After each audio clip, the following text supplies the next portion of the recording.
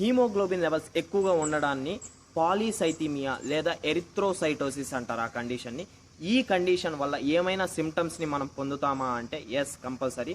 జనరల్గా సర్క్యులేటరీ సిస్టంలో బ్లడ్ అనేది చాలా ఫ్రీగా మూవ్ అవుతూ ఉండాలి, అప్పుడే దాని పనులన్నీ అవి చేసుకోగలుగుతుంది. బట్ ఎప్పుడైతే హీమోగ్లోబిన్ లెవెల్ రైజ్ అయిపోతుందో బ్లడ్ యొక్క విస్కాసిటీ పెరిగిపోతుంది, అంటే థిక్గా హనీలాగా అయిపోతుంది.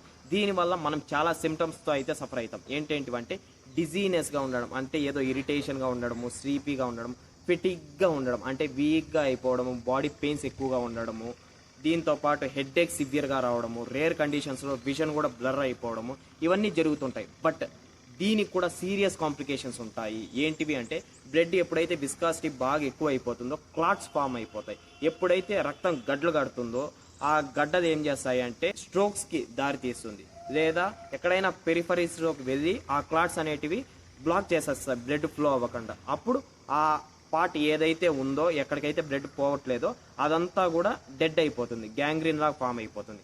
అండ్ చెస్ట్ పెయిన్ సివియర్గా రావడము, అంటే లంగ్ కూడా సరిగ్గా బ్లడ్ సప్లై లేదు క్లాట్స్ వల్ల, అంటే చెస్ట్ పెయిన్ కూడా ఇంక్రీజ్ అయిపోతుంది. ఈ విధంగా సీరియస్ కాంప్లికేషన్స్ కూడా ఉంటాయి.